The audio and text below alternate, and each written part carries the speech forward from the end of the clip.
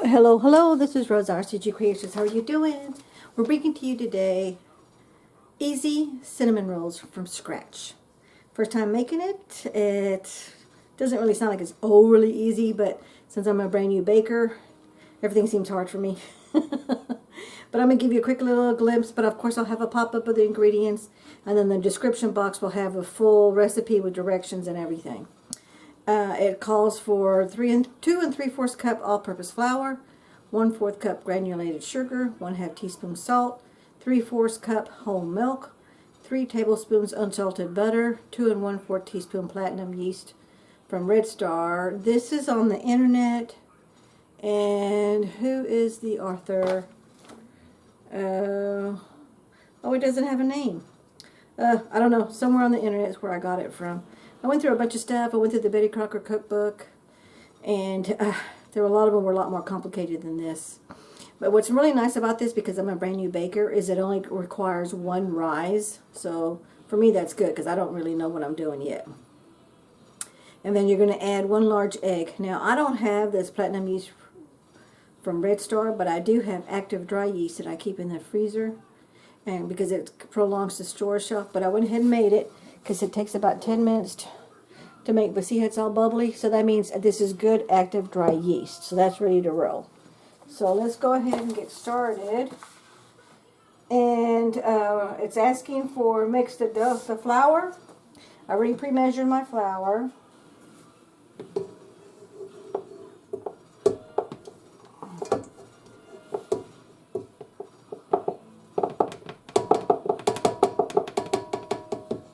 Let me get a spatula so I can get this in there a lot smoother.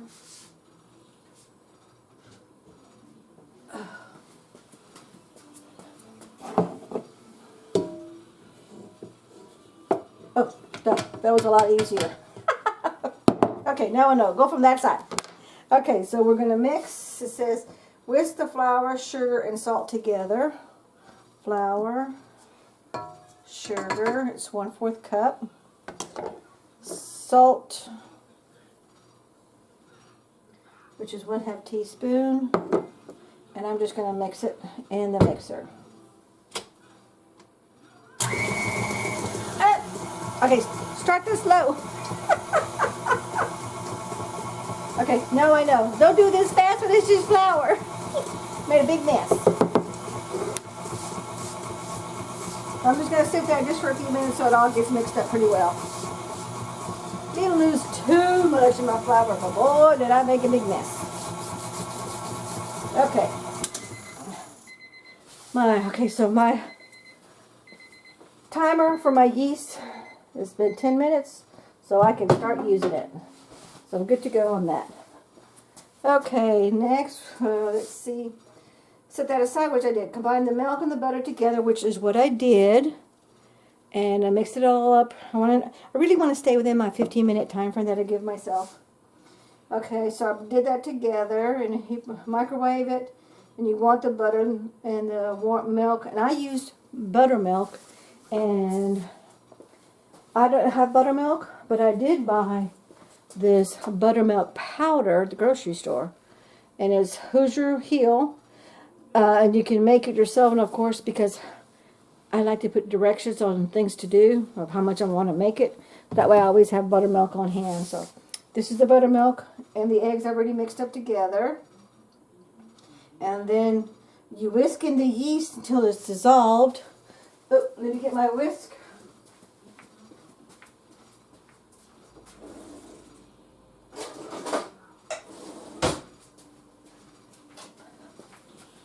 So here's my butter and milk, and they say you want it to be warm, and it's not warm anymore.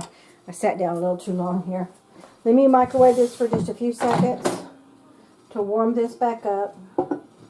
I have done some reading. And this is why it's taken me so many recipes to look at and to make, is the temperature when you're doing breads and stuff really makes a big difference. So stick exactly to the recipe.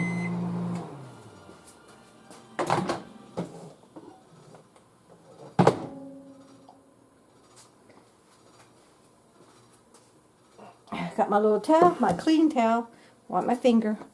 Okay, so then it says, whisk the yeast until it is dissolved. Pour the mixture into the dry mix. And look how much is puffed up, which is what you want. That means that's good yeast.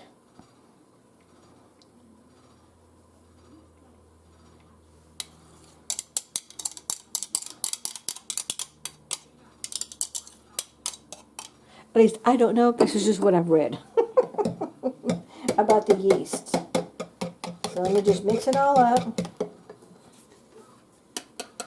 And because of the time frame of it being warm, that's why I'm doing the video. And the simple fact is, I have no idea what I'm doing.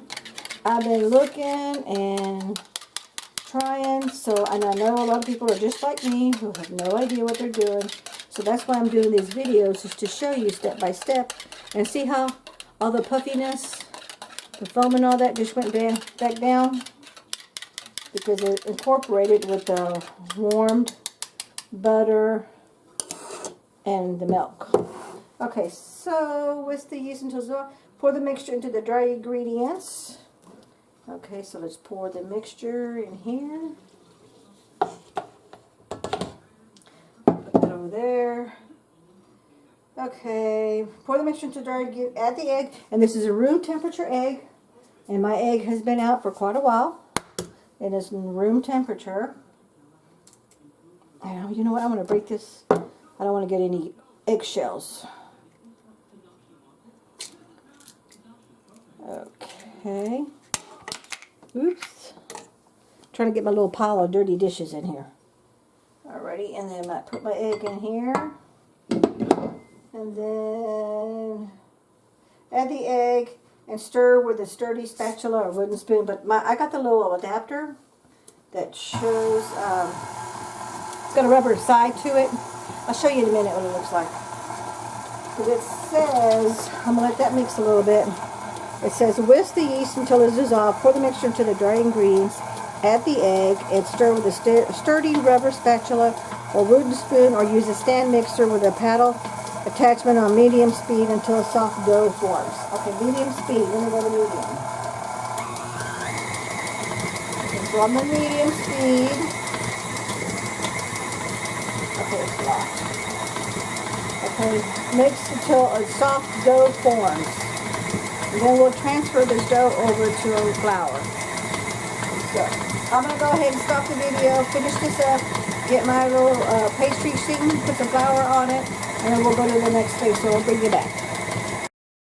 Okay, FYI, if you're using the KitchenAid mixer, don't use this paddle with the rubber tip to it. Use the actual dough hook, because look, I just did this for a few seconds and it turned into a perfect dough. It was causing too much pressure for the motor. I know there's different types and speeds and powers of KitchenAid mixers, so keep an eye on your mixture and see what it can and can't do. So, but look at that perfect ball.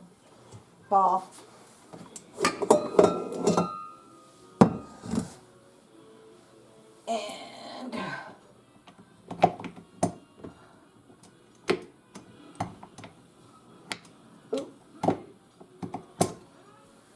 so now I'm taking off the dough. Oh, look at that, perfect. Which is what you want. And see the dough? Well, I'm going to turn you around.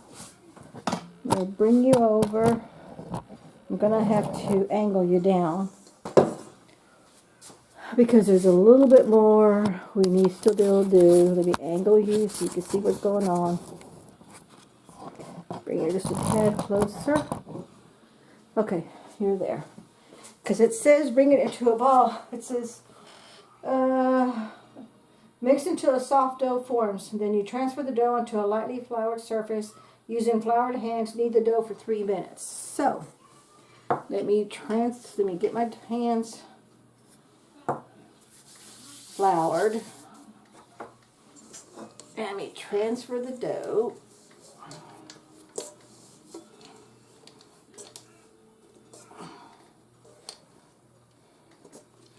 And it is all sticky, which is what it's supposed to do. But I'm trying to get all my little extra chunks of dough out of here. I'm not going to get them all, but I'm just going to get the big chunks. And then you knead it for 3 minutes. So, I got looking at my clock, because it does have the 3 minutes. And I have been doing a little bit of research on how to knead. So, and again, like everything else, the more practice you have, the better you get.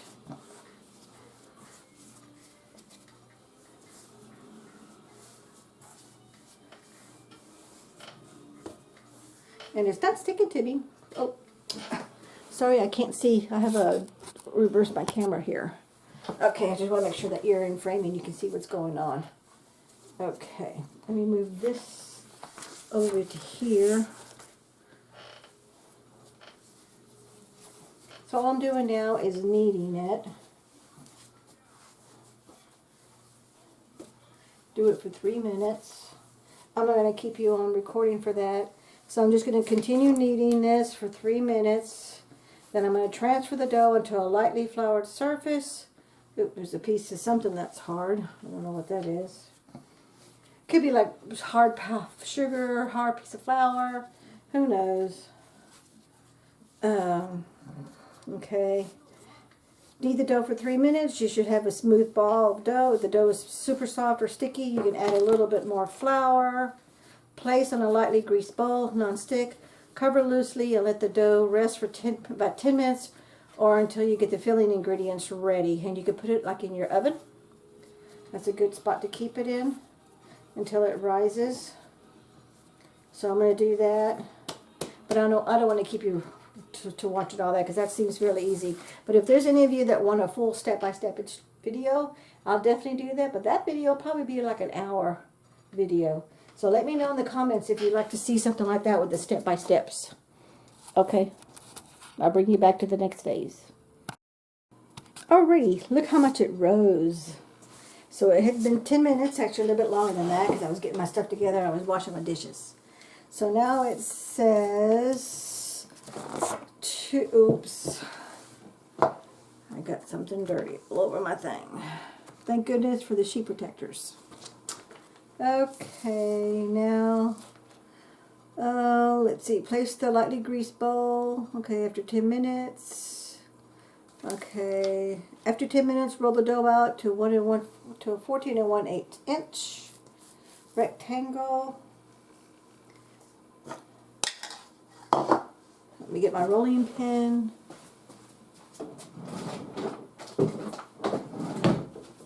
Oh, let me get myself some flour. I just had I must have washed it. I had a little thing of flour because it says after 10 minutes roll the dough out into 1/8 rectangle, spread softened butter on top. Okay, so let me just put some flour on here to roll it out, and let me flour my pin, rolling pin. Let me get my extra flour out of the way over here. I don't know how much I'm going to need.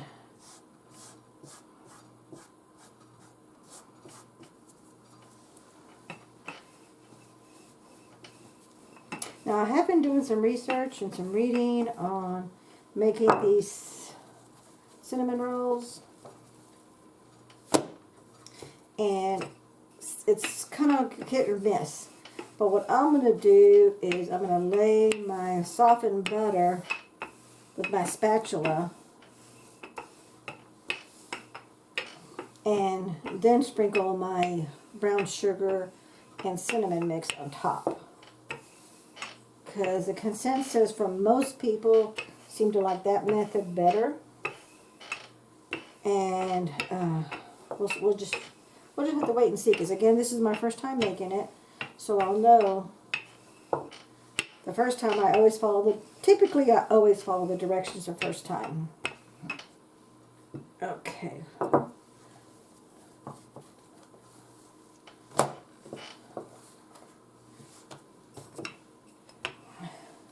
It says rectangle. Yeah, you do want a rectangle because you want to be able to roll it up.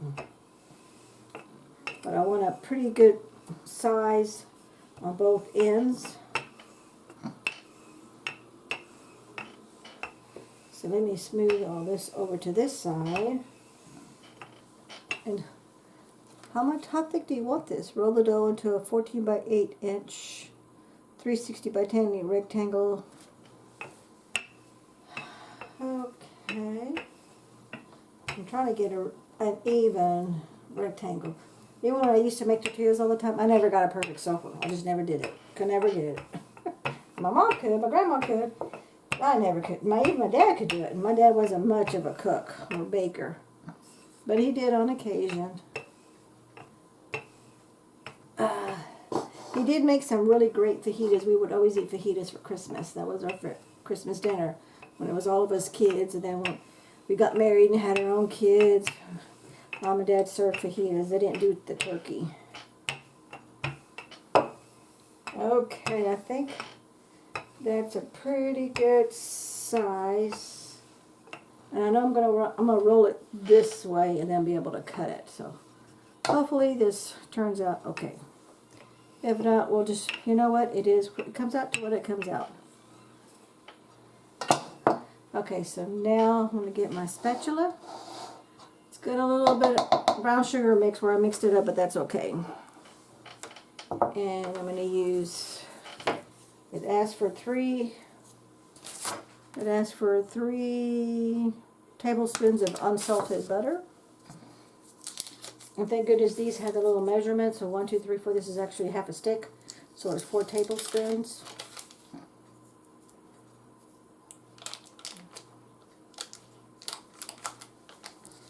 So 1 tablespoon is about right there. So that should be my extra tablespoon of butter. And then it's soft, room temperature. I did put it back in the fridge because it has been sitting out here for 2 hours. It got really extra soft. So I put it in the bowl. Part of it did. And I could use my fingers and all that, but you know what? I just don't want to. I don't want to get all messy. Because this is a messy job. I'm just going to take my time with it. I'm going to spread this all around. Then I'm going to sprinkle my my brown sugar and my cinnamon mix, which is right here. I'm going to sprinkle that on top.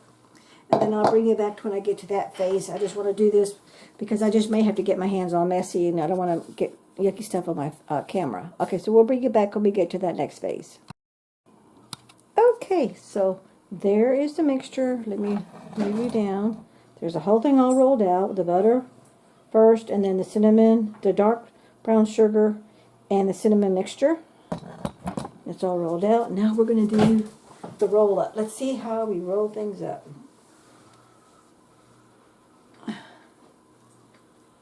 Well, it seems to be rolling pretty easy. I do have a little bit of flour on my hands, on my fingers.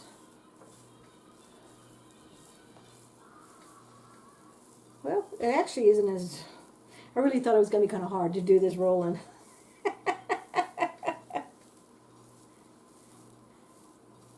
You just got to be patient and slow.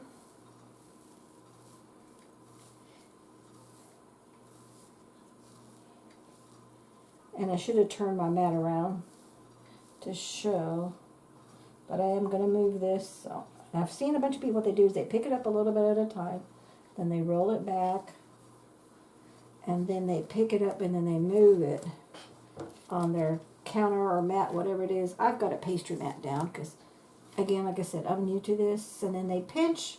I see them pinch the ends of it so it stays together when it bakes. Okay. So that didn't turn out too shabby for my first homemade, from scratch, cinnamon rolls. Now we're just going to get a clean knife, and I have one right here that I use for my butter. And we're going to slice these up. And my slice, it says you, after you roll everything together, sprinkle it all together, you cut the rolls into an even amount, and you put it in a greased 9 or 10 inch round cake pan or pie dish or square baking pan, whatever it is that you want to bake them in. I'm actually just going to put them in a silicone mat cookie sheet. That's where I'm going to cook them on. And then you cover the pan with aluminum foil, plastic wrap, or clean. Wait a minute, what does it say? Fill the rolls. After 10 minutes, roll the dough onto, okay. Spread the softened butter on top. Oh, that's to fill it. Sorry. Cover the pan with aluminum foil, plastic wrap, or clean kitchen towel. Allow the rolls to rise into a relatively warm environment for 60 to 90 minutes or until double the size. For a tiny reduction in rise time, see my answers were below. Oh, so after, fill the rolls. I did, fill the rolls. After 10 minutes, roll the dough out, which I did that. Mix together, did that. Cut into 10 or 12 even rolls and arrange in a lightly greased 9-inch pan, which I'm going to put them on that Teflon pan. That's a silicone mat. Oh, okay, so I do that. So we do have to, once I slice them up and put them on the mat, I got to cover with aluminum foil and plastic wrap or a clean towel. I'm just going to use a towel. The same towel that I used to cover the bowl. Allow the rolls to rise for 60 to 90 minutes. This sure is an awful long time. I think this is why I've always hesitated in making these from scratch. Okay, then you're going to bake them in the oven. So let's pretend all that phase has been done. So we're going to slice them, put them on the cookie sheet, cover with a towel, let them sit and rise for 60 to 90 minutes. Then we can bake them, and and I'm going to leave them exactly on the same cookie sheet. That's why I'm doing the cookie sheet. Okay. After the rolls have doubled in size, preheat the oven to 375. Bake for 24 to 27 minutes or until lightly brown. Now there's a tip here if you want to freeze your dough, which I'm going to freeze some of this dough because I just want to see what it looks like. Okay, I'm still going to cut them out and slice them, but I'm just going to let them rise, but I'm not going to bake them. Okay, I'm going to freeze the dough, probably like 4 or 6 of them.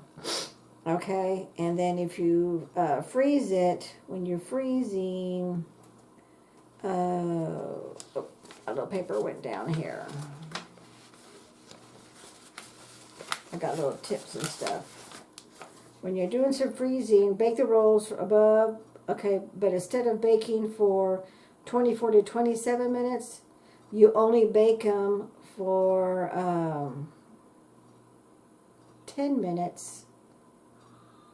Yeah, bake the rolls up, frozen for you can freeze them for 2 to 3 months. You thaw them overnight in the refrigerator and warm up before enjoying. You can also freeze unbaked rolls. Bake the rolls in step 6 for about 10 minutes at 375. Let them cool completely. Then cover tightly and freeze them. So that's what I'm going to do with about 6 of those. The rest we're going to have as a snack for later today. Okay, good. So now I'm just going to, it's got butter on it, so we're good to go. So I'm just going to, I don't think, no, this knife's not working. Let me grab another knife. I'm going to go ahead and slice them and put them on the cookie sheet, then I'll bring you back to that next phase. Okay, I want to show you how they look. There they are. This is the ones I'm going to freeze. So these are going to cook for 10 minutes. These are going to cook for the full 20-25 minutes. So we're going to leave it here. We're going to leave it sitting here for 60 minutes. Because it says 60 to 90. I'm just going to do 60. And they're supposed to double in size. So we'll see. Because right now, see how they're not touching? My finger can go in between. And then we'll see the next phase. So we'll bring it back. Okay, we are back. And look how much they have risen. These are the 4. Look at that. Look how big they are now. These are going to go on the top racks. We're going to bake for 10 minutes. Because, I changed my oven racks and I did it backwards. Oh, man. I'll have to wait till it cools off and move it. And here's the other tray. It's going to go on the second to bottom rack. So I'm going to set my timer. The top one will be 10 minutes. The bottom one will be, I think it's 20-25 minutes. And then we'll bring you back when we do the taste test.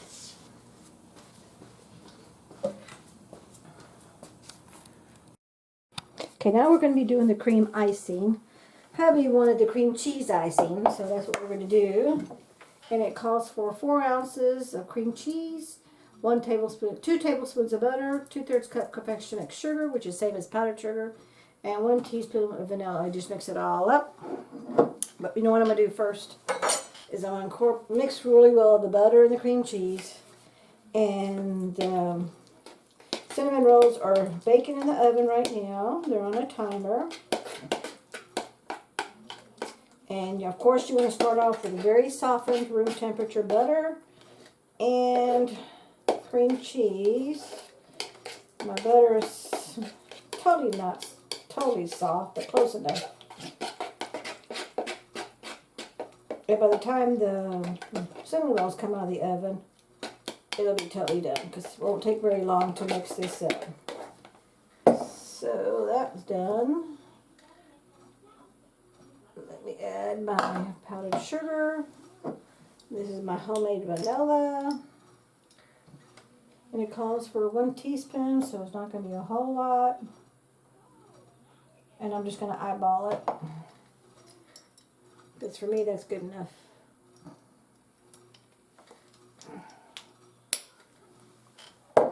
Oops. Got a little stuff on me. Okay, now I'm just going to mix it up until you get your cream cheese icing. And then we're going to drizzle this onto the hot cinnamon rolls as soon as they come out of the oven. And so we'll just bring it back when we get to that next phase. But there it's all. It smells so good. Next part will be we're going to drizzle, and then we're going to do a taste test. Oh, and here is my cinnamon rolls. They got a little toasty. They're on the top rack, but they only cook for 10 minutes. And those are the ones that I'm going to, once they're totally cool, I individually wrap them in plastic.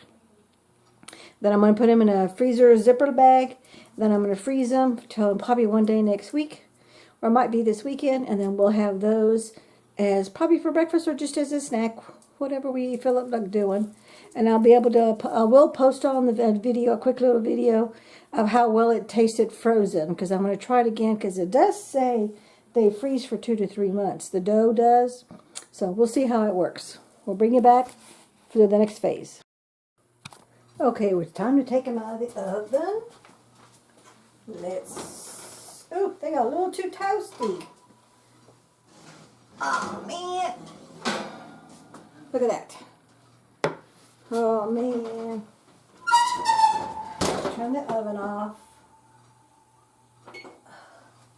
But I got to drizzle the cream cheese icing right away. Hope they're not too burnt. But you want to get the icing on as soon as you get them out of the oven.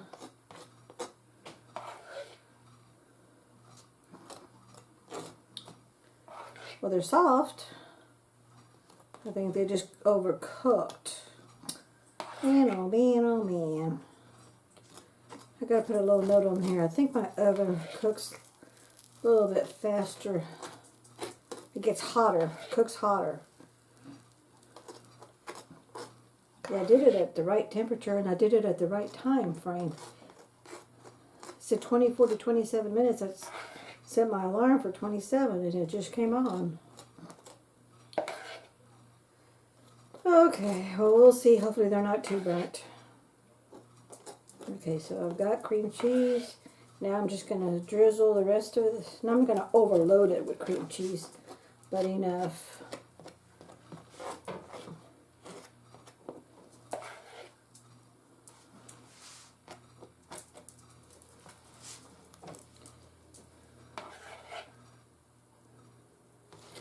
I'll do the taste test on the little baby ones. I don't want a lot of cream cheese. I'm cheating that already with it being a yeast bread and the icing.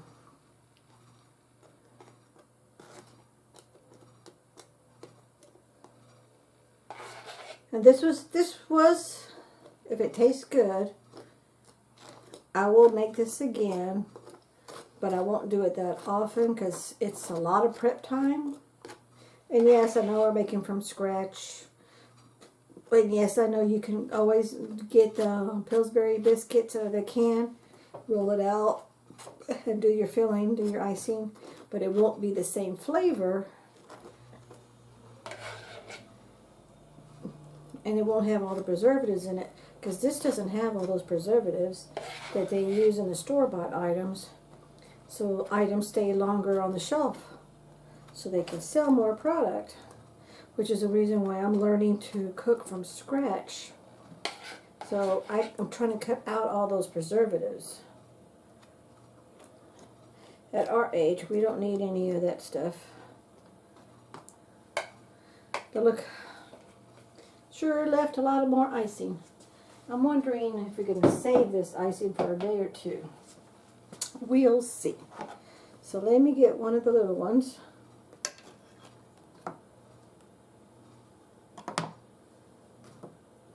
And it's nice that they come right out. I did get, see that little toasty there.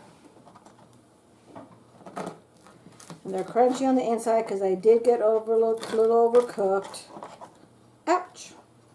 And they are very, oh, but it's, look, the center, let me show you. The center is really soft. So that's a good plus. So let's do a quick little taste test.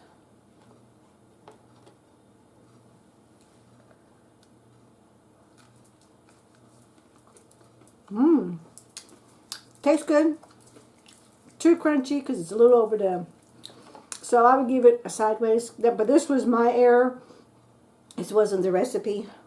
The recipe itself, as far as the mix is concerned, because the inside part did not get toasty. And it's really fluffy, soft. And of course, you can't miss the filling because it's butter, brown sugar. There was one more thing. Nobody can mess that up. So anyway, I give this a thumbs up, but the baking on the cook, thumbs down, because I really overdid it. I should have checked it a lot sooner.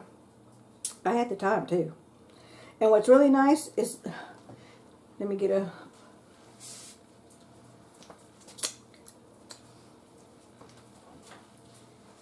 look, there's not a whole lot of butter dripping all over the pan. Look at that. Where a lot of the videos and a lot of the ones that I did on Google, there was a whole lot of butter that was dripping and baked, which makes a huge mess to clean up. But you can get it done. It just takes a lot of elbow grease. So anyway, this is my take on the made from scratch cinnamon rolls. And thank you so much for watching. We'll catch you in the next video. Bye-bye.